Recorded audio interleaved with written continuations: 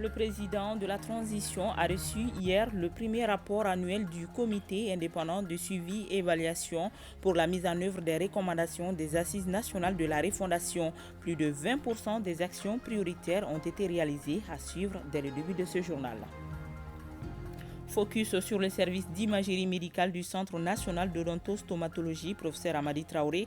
Inauguré depuis 2021, le centre dispose d'équipements de dernière génération. Très heureuse de vous retrouver, mesdames et messieurs. Bonjour et bienvenue. Le premier rapport du comité indépendant de suivi et évaluation pour la mise en œuvre des recommandations des Assises nationales de la refondation a été remis hier au président de la transition.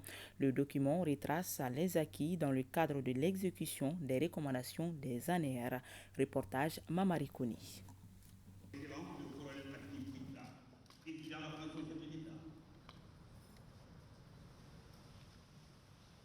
Environ un an après sa mise en place, le comité indépendant de suivi et évaluation pour la mise en œuvre des recommandations des Assises nationales de la refondation remet son premier rapport au président de la transition.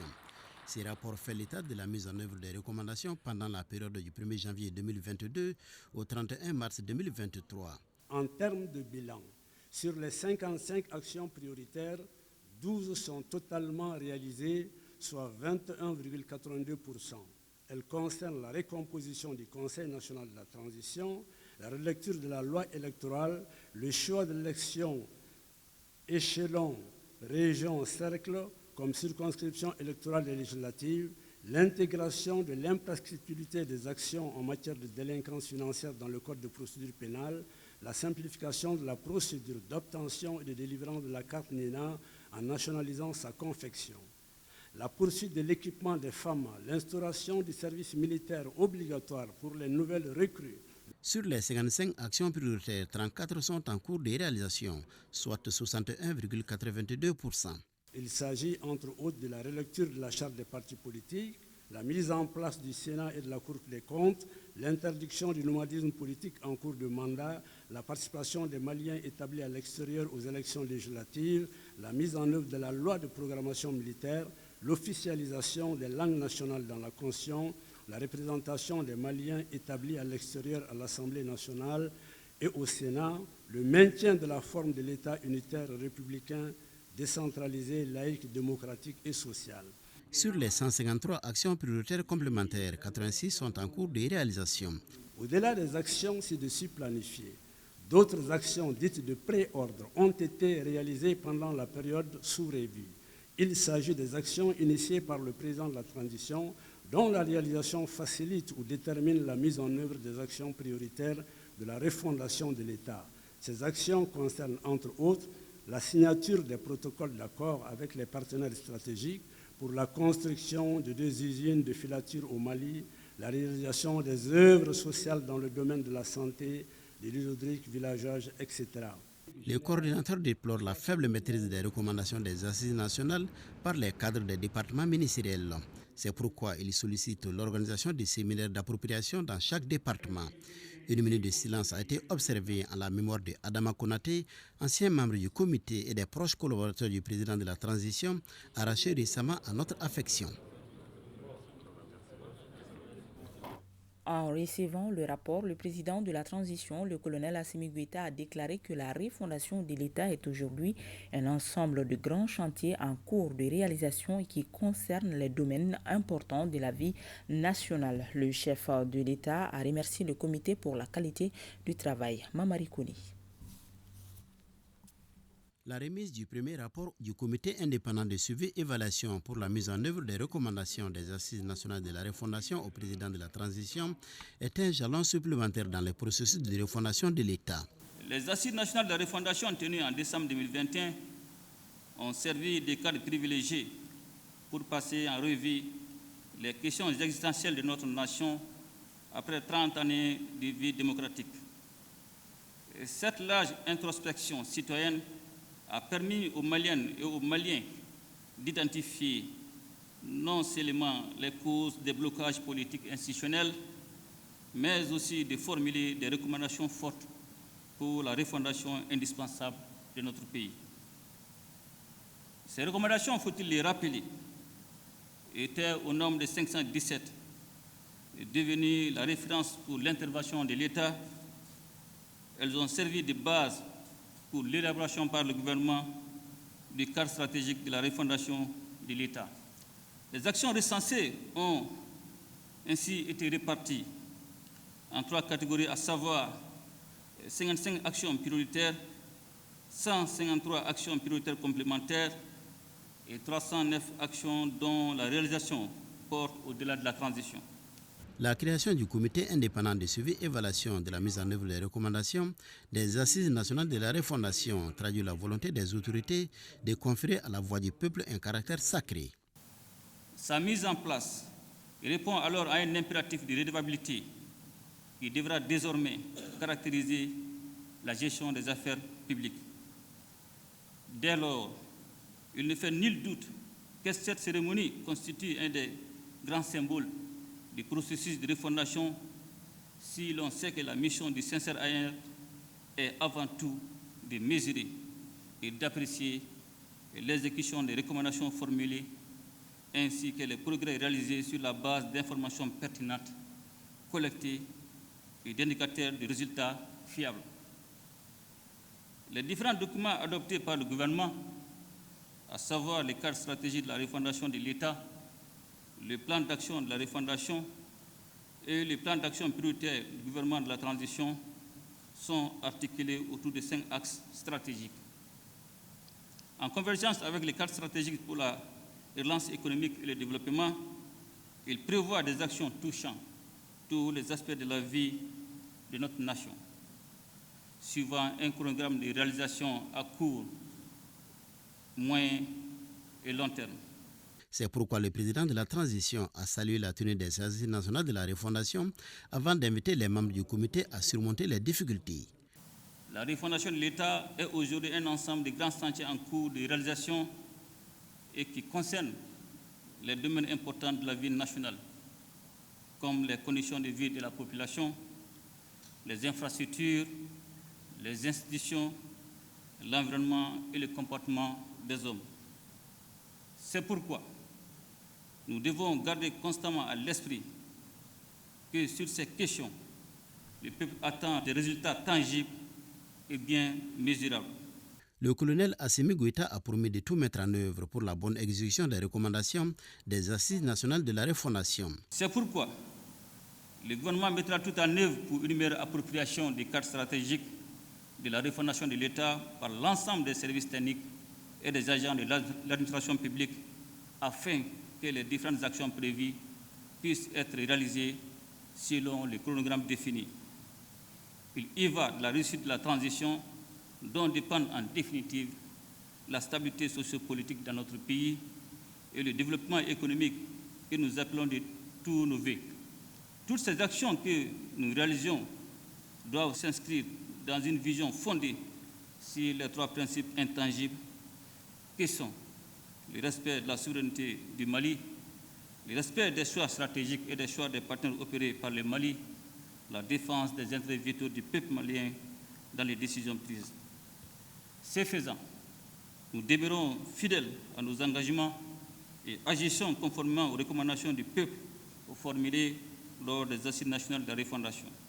Le président de la transition a enfin assuré les membres du comité indépendant de son soutien et de celui du gouvernement pour la réussite de leur mission.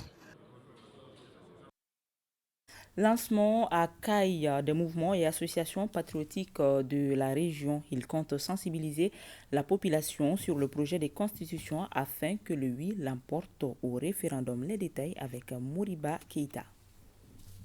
Lancé ce samedi dans la cité des Rails, les mouvements et associations patriotiques de la région à travers le mouvement Je vote oui, ma nouvelle constitution pour assurer la continuité de la ligne tracée par la transition ont pour ambition de bien outiller les Caïsiens et Caïsiennes de façon à partager auprès de leurs familles et collaborateurs le contenu du projet de constitution au fin de son adoption par référendum. Les raisons de notre engagement sont multiples et variées. Tout d'abord, la nécessité d'une nouvelle constitution n'est plus à démontrer. En effet, 3 régimes successifs ont essayé des tentatives, mais se sont soldés par un échec. Aussi, certains faits publics récents comme les assises nationales de la refondation appellent à l'élaboration et à l'adoption d'une nouvelle constitution. Au nom des plus hautes autorités du pays, le chef de l'exécutif régional a salué cette belle initiative. Rien que nous faisons ici ne peut être parfait. Seul le travail de Dieu est parfait. Je pense qu'à 90% des préoccupations des Maliens ont été prises en compte dans ces documents-là. Et nous pensons que le mouvement qui s'est donné comme objectif de vulgariser ces documents afin que les objectifs finaux puissent être atteints, à savoir le vote de cette nouvelle constitution. Je salue le combat discontinu de ces mouvements de force de changement. Le changement, ça passe par le vote de cette nouvelle constitution. Rappelons que ce mouvement patriotique est composé du M5 RFP, Yerewolo Debout, Kaï Blomba et du GPM. La coordination des associations de développement de la cité des logements sociaux du village de Tabakoro a un nouveau président. Il s'agit de Muntagaba. Il a été réélu à l'issue de la 3e assemblée générale. Il dirige un bureau de 40 membres. L'association entend œuvrer pour la défense des intérêts matériels et moraux de la cité des logements sociaux de Tabakoro. Aliou Abdoulaye Touré. Cette 3e assemblée générale de la coordination des associations pour le développement de la cité des logements sociaux de Tabakoro s'est tenue dans un climat apaisé. À l'issue de l'assemblée générale, c'est le président sortant Muntagaba qui a été réélu à la tête d'un bureau de 40 membres. Le nouveau président dit mesurer les charges de son mandat. Sa priorité est la sécurisation des espaces verts au niveau de la cité. Les premières activités que nous nous sommes assignées avant même la démission du bureau, nous voudrons d'abord essayer d'aller vers l'assainissement, surtout un environnement sain, et ensuite créer des activités qui peuvent donner des occupations aux femmes et nos jeunes, nos enfants.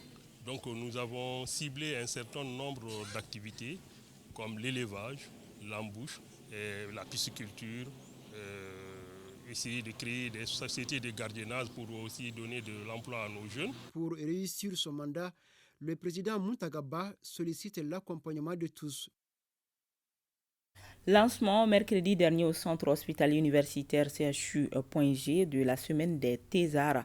Il s'agit des étudiants en médecine qui préparent leur thèse de doctorat. Le thème retenu pour cette première édition est la place des thésards dans les centres de santé. Reportage de Seba Badiara.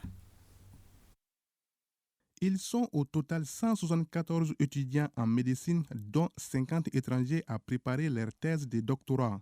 Ils rencontrent beaucoup de difficultés et le collectif des médecins du centre hospitalier universitaire du Point G a initié la semaine des thésards pour les aider à surmonter ces difficultés.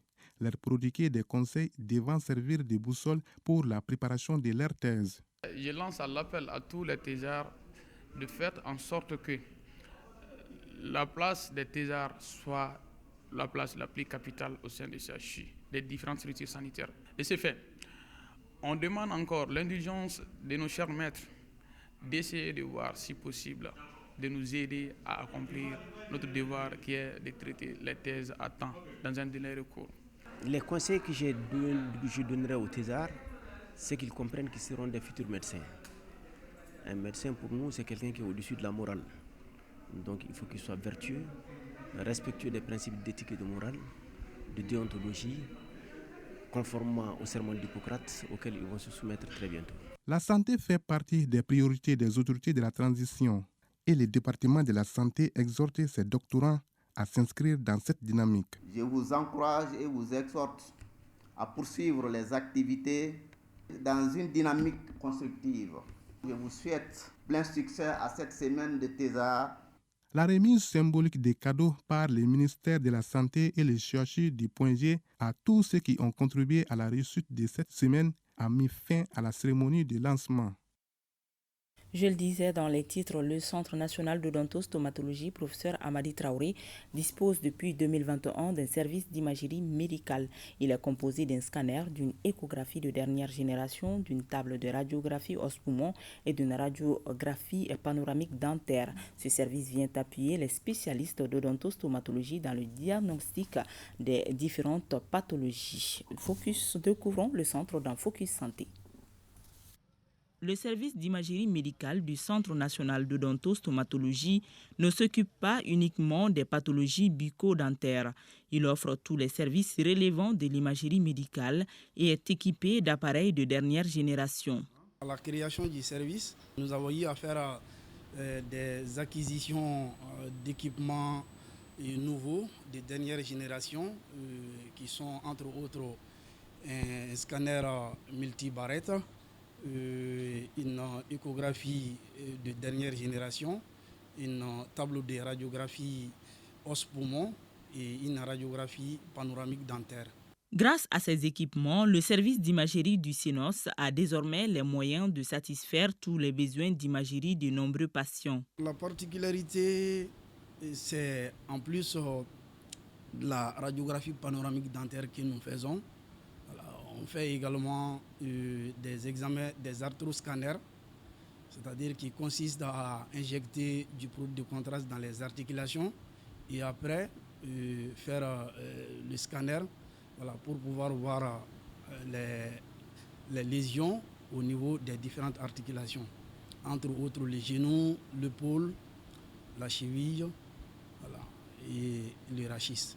Ce service d'imagerie permettra surtout de rapprocher les patients des lieux d'examen complémentaires. Nous recevons à longueur de journée des patients qui sont non seulement adressés par les médecins qui travaillent dans notre centre hospitalier, mais également des patients venant d'autres structures hospitalières et sanitaires.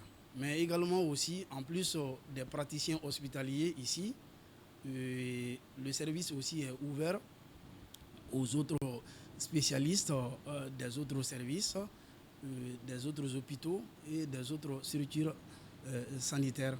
Ce service d'imagerie est d'un grand appui pour les autorités sanitaires qui aspirent à assurer l'accessibilité géographique et financière de l'ensemble des populations pour des services de santé de qualité. C'est tout pour cette édition. Merci de l'avoir suivi. À demain 13h, s'il plaît à Dieu.